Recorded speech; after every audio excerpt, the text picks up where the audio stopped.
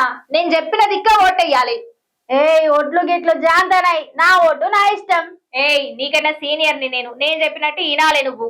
అవన్నీ ఏం నడివేయమ్మా, నువ్వు నాకు సీనియర్వే కావచ్చు, కానీ ఓటు నా ఇష్టం. ఇట్లా బెదిరిస్తే ఓటేయరు, ఓట్లేయించుకుంటే ఓటేయరు. వాళ్ళ ఊరి అభివృద్ధి కోసం కొట్లాడినోళ్ళకే గెలిపిస్తారు జనాలు. అయ్యో అవునా, అయితే గీ ఎమ్మెల్యే బీర్ల ఐలయ్య సార్కు తెలియదా ఏంది పాపం? భయపెట్టిస్తేనో ఓట్లు పెట్టించుకుంటేనో ఓట్లు వేయరని చూడు. కావాలంటే సార్ మాటలను ఈనుండ్రి మీరు కూడా. అవునా కాదా?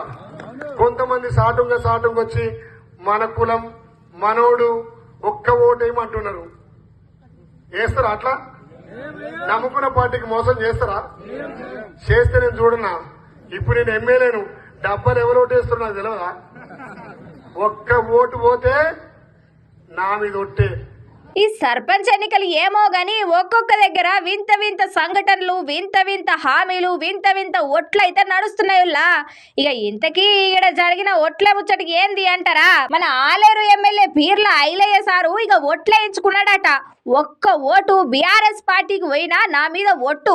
ఇక తన సొంత నియోజకవర్గ గ్రామంలో ఓటర్లను బ్లాక్ మెయిల్ చేస్తూ ఆలేరు ఎమ్మెల్యే వింత ప్రచారం అంటూ నడుస్తున్నది. ఇక మీరు ఎవరికి ఓటేసిర్రో నాకు తెలిసిపోతుంది కాబట్టి కాంగ్రెస్ పార్టీకి ఓటేయాలి అని చెప్పిండట ఆలేరు ఎమ్మెల్యే బీర్ల ఐలయ్య సారు. అగో మీకు ఎట్లెట్లా తెలుస్తుంది సారు? ఓట్లేపించుకున్నంత మాత్రాన ఓట్లన్నీ నీకే గుద్దుతారని నమ్మకమేంది? ఇక బ్లాక్ మెయిల్ తోటి ఓట్లేయించుకుంటారా ఎవరన్నా అని ప్రజలంతా మస్తు గరమైతుర్రులా.